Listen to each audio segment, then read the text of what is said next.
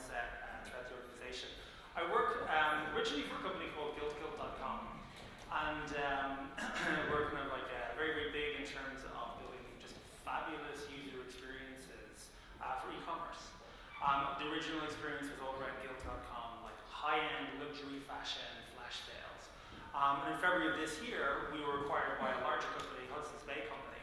And they own brands like huge luxury fashion houses like Saks and Lord & Taylor, Hudson's Bay itself in Canada. And of course, Galerie Kaufhof as well in Europe. For me, there's been something of a journey, okay? So if we think, go to the next slide, the clicker. Is there a, one second.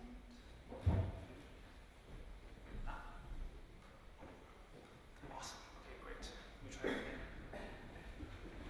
Black. Computer, change slide. It won't work.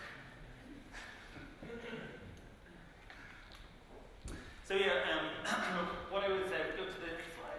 There we go, brilliant. One of the observations I have over the last, you might not know this, but I've been around here for a couple of decades now.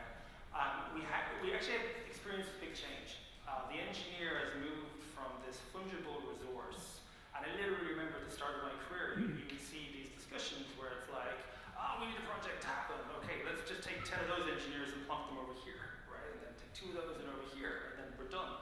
And that's actually changed because I think in the last 2 decades, what's happened is a complete change in mindset. You know, the way that an organization will innovate today is through information, through the use of data. And the way we'll innovate is with engineers. You need bright, smart people at an engineering level to make change, okay? And that's been a fundamental change that I've seen. So if I look at how that, I guess more in the last 6 or 7 years, and think of the rise of a company like Guild, going from a startup with, $1 million of revenue in its first year to 4 years later being $400 million. Like absolutely stellar growth. And if you think about it organizationally, like how do you build that developer mindset? How do you build a team that wins awards for its apps, that's on stage with Apple, like releasing Apple TV? How do you build that kind of culture? So it's interesting, in the first 2 years, I think of like the startup. It's just chaos, and it's wonderful, okay? So everybody loves that. There's probably very little structure there at all. We then entered, as we started growing, this period of what we call business-driven development. Okay, ooh, right?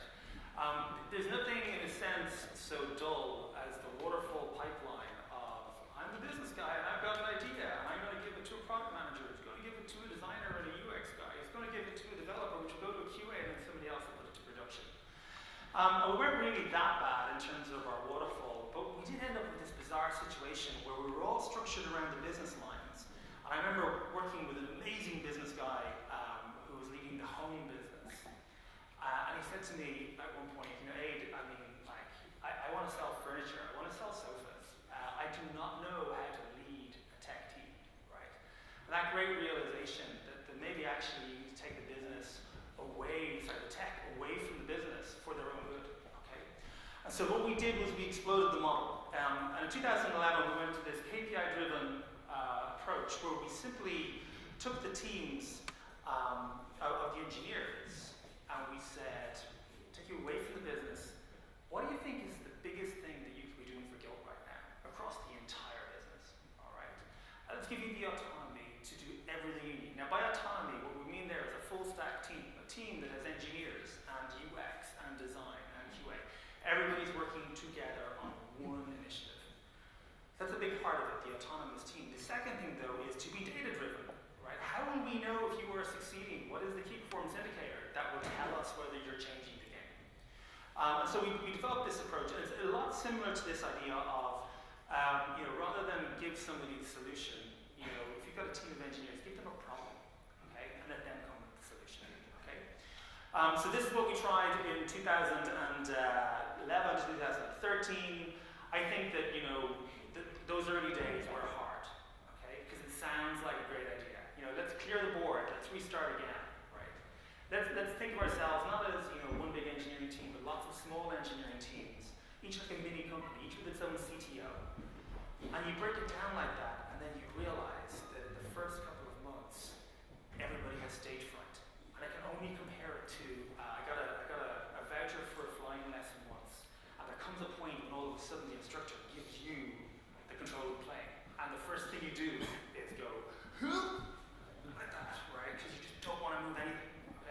you've never had that responsibility before. A lot of our teams actually froze up. They weren't sure what the biggest thing was, okay? And it took us a while to really hone, how do you make autonomous teams work, okay? I'd say we were nailing it for the last kind of couple of years. E equals 60. 60 engineers in our organization, that's kind of the rough size, and we have a very, very good structure there. The numbers are important. The numbers are important as well, personally, because now as part of the larger company, we're trying to figure out how we scale it. Okay? And that's, I think, the real challenge for all of these approaches. So what's behind all of this? This concept of autonomy and mastery and purpose is not new. Okay? This came out in 2008, 2009 from the work of Daniel Pink. And the key idea is it turns out that creative people are not actually motivated by money or by bonuses. Now, it's not to say that it's not important. Everybody wants money and bonuses. But really what gets people excited is autonomy, being able to get things done by themselves. Mastery, being able to be at the top of their game, and purpose, okay? And what I think is really interesting here is I think you need all three, okay? You need to have that instilled into your organization. So it's interesting, I just saw this great, thing mentioned by Fiona. Culture eats strategy for breakfast. All of the focus on culture in the last, I'd say, 5 years has been awesome, okay? The thing is, I think it's actually kind of wrong, all right? Because, well, for a number of reasons. First, it's like, the answer is culture, yay! As if you could just whip up a culture, okay? Culture is actually very, very hard, right? How do you build that culture, okay? And culture is, as well, for engineers, doubly hard, because we like to think scientifically. We like to think in terms of logic and Boolean laws. And, we think about soft things like feelings, and emotions, and empathy. It's like, oh no, give me function, right? So, culture is hard. But the other thing as well is that, I think that culture without strategy is actually a recipe for failure, right? And that actually, I think, is somewhat kind of controversial. I'm swinging the pendulum back a little bit.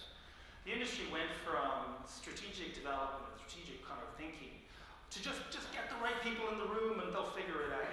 And my problem with that is I think that when you get the right people in the room, you still need to set the guardrails in terms of here's what's important, here's what's actually really going to nail it for the business.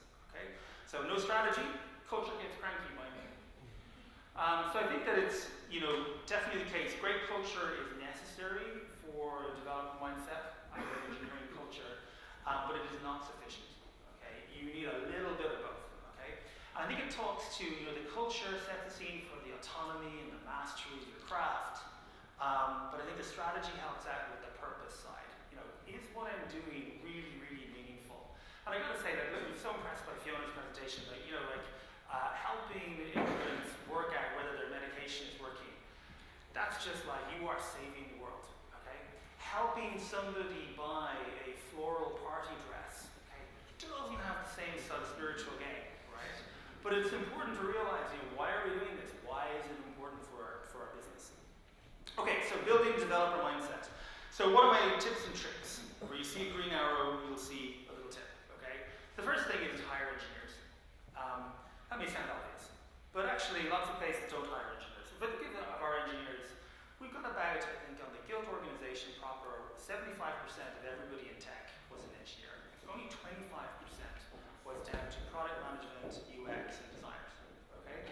So we over-index on the engineering roles, on the people who can create change. Okay? I think that's actually pretty interesting.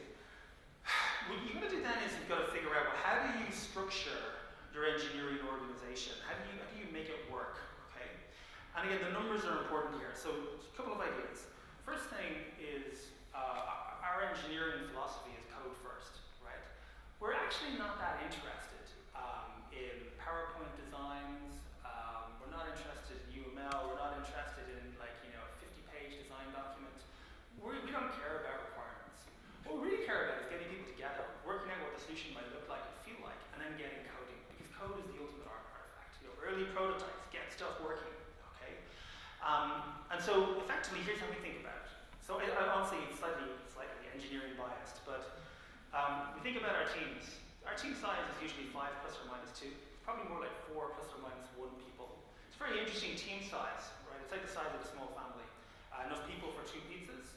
And ultimately, it's like, when you have a team of that size, the actual level of management around that is minimal.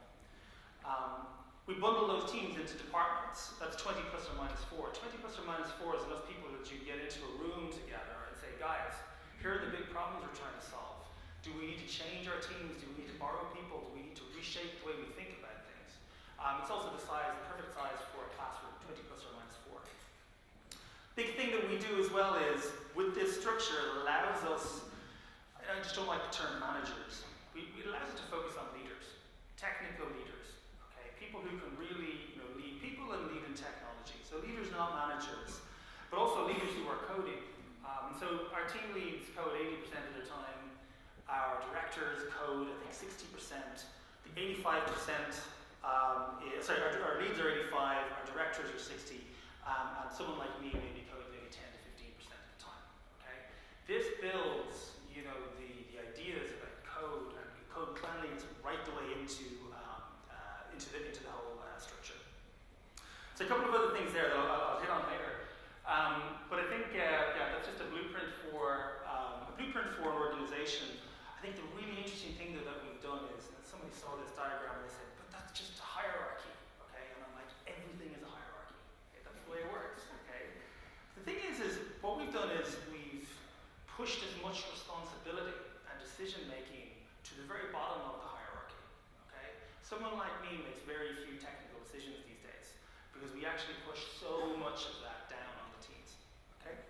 Some other great things there as well, little nuggets in there, for example, about how to build consensus across teams. And if anybody wants to catch me later, I'll give more detail on that.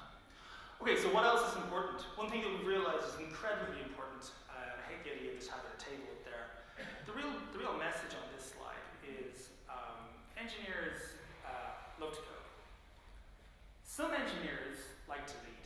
Some engineers are really good at people, and they really want to lead a team and kind of like flex their muscles through working with other people, okay?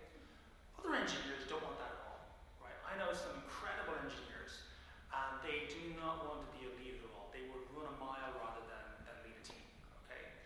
And what's really interesting is there's many organizations where the only way to get career advancement, or the only way to get a stronger sense of self, is to get promoted to a management position, okay? And that's actually, I think, fundamentally wrong. So, small thing, but having 2 career tracks that allows you to respect great engineers as individual contributors is hugely important. That's our career model there, but obviously there are a number out there. The key idea is having 2 streams. Okay, so we build our tech teams, 4 or 5 plus or minus 2 engineers. You can't build, we had this idea about 3 or 4 years ago. Why don't we just fire everybody else who isn't an engineer? Okay? And, sorry guys, yeah, you can pick up your papers on the way out. So, the interesting thing there is that can actually work.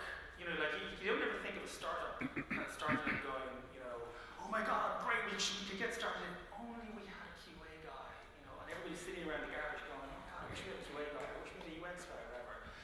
There are people who are incredibly multi-skilled, and sometimes you find that wonderful kind of diamond in the rough, and they can do everything, and that's just amazing, okay?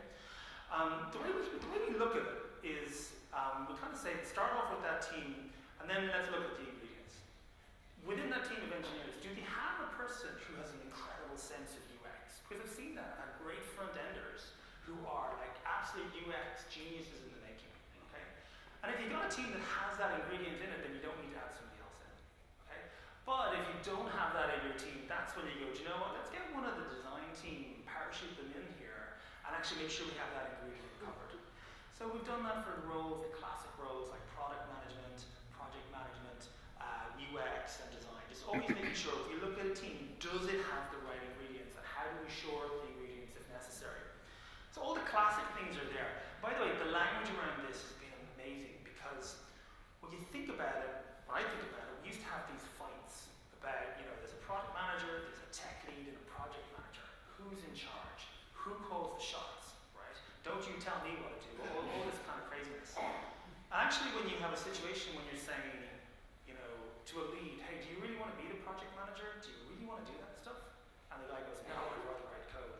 Then all of a sudden then bringing a project manager onto the team isn't actually a point of contention. It's actually, wow, I'm getting somebody to compliment me.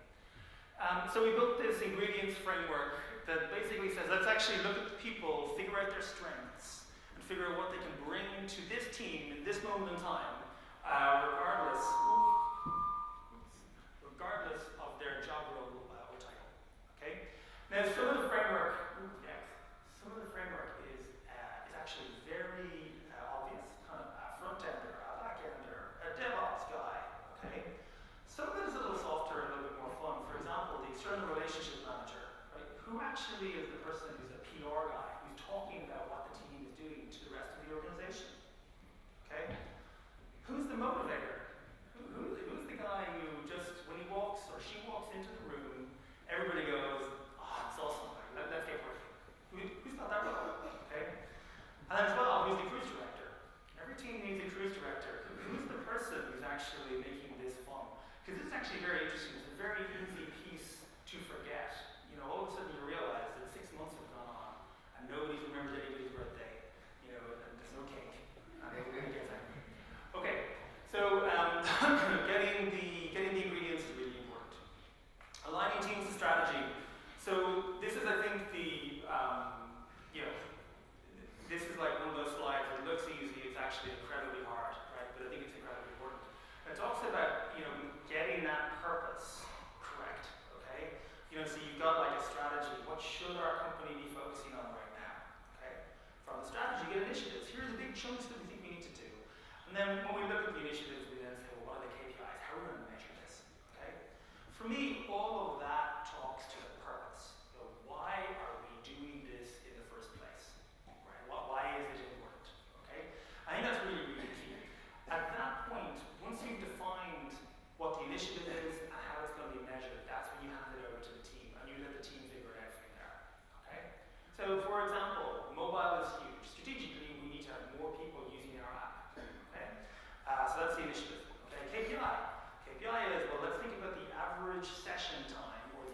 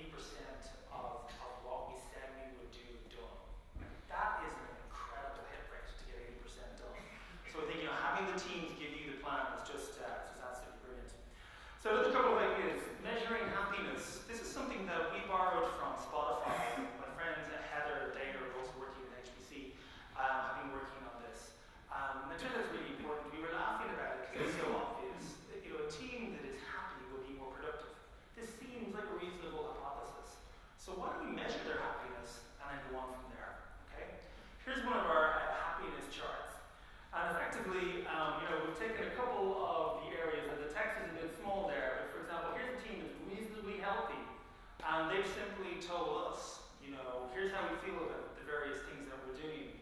Is it easy to deploy? Is the team fun? Are we learning stuff? Are we fast? Here's a reasonably healthy one. It's not all rainbows and unicorns. Here's an unhealthy team that we have, right? I find this amazing. This gives us a real view of whether the team is really operating well or not. What we can do as well is, over time, we know this should change, so it should self-calibrate. But we really can start to work with a team and figure out what's actually working for them and what's not. Okay? And then we can affect change. This is new to us. We've just started doing it. Like I say, I think Spotify kind of led the way in this kind of thinking. And it's fascinating to get started on it and see where we go. That's just for the notes. I would say one of the other observations in the last few years, I think, has been shortening the distance from commit or from idea to production. I think we invested a huge amount of time in this. Going from a world where when you start an idea, it takes, let's say, a month or 6 weeks or maybe 2 months before it gets in front of a customer. Actually getting that down to like 4 or 5 minutes from the point when that is committed to the code, getting that out to production is incredibly powerful in doing that feedback cycle, which makes the team much, much stronger. Okay, I'm nearly up. I've got a couple more advice here. I won't go into the details on some of these. Work your meetings. I do a lot of thinking about whether meetings are productive or not. General tip, engineers do not like meetings. Okay? So have as less as you possibly can. Okay, we'll skip over this. There's some examples, and I'll distribute these slides later online. There's some examples there of the meetings that we know work for us. Unfortunately, I don't have time to talk in too much detail here. I'll wrap up very quickly with this. I think it's important to, particularly the word of strategic thinking, to understand your values. Okay? Now, values is like, at the heart of every culture, right, are the things that are important. Okay? If you ask a management consultant to talk about values, you'll end up with a series of 5 bullet-pointed cliches. We will delight and excite the customer. We will build world-class teams. All this kind of crap. Nonsense. So, what I like to do is make sure that if I do talk about values, it's in plain language that actually is resonant and that I can explain to my mom and not have her smack me across the face. I just spent all those years educating you, no way. Another good metric is actually to try them against your friends. If you're actually talking to your pals in the pub about your values or about the way your organization works, is it believable? Right? Or again, did they pour a pint over your face? So, thinking about the values of an engineering team, and I'll leave you with this. Things that are important to engineers are writing great code, right? But also impactful code. Nobody likes to write great code and have it go down the toilet. Learning new things. People really like to learn. It's important that your organization is structured in such a way that people can learn. Being a home for quirky, brilliant, and diverse folk. Really important. Fourth one, being honest and open even when it's difficult. It's something that happens quite a lot in our place. Making our decisions and owning the consequences. And then irreverence and playful, but always respectful. I think this is actually a very, very nice way of looking about the way an engineering team should work. And then I think what you need to do is you need to test, are you living those values? Because what's interesting is if you're ever in a difficult decision-making scenario, and people are like, I don't know what do we do? There's 100,000 customers affected. When somebody stands up and says, let's use one of our, is this right for the customer? That's when you really know you're living to your core values. Okay? I think that's really, really, really good as a test. All right, okay, thank you very much.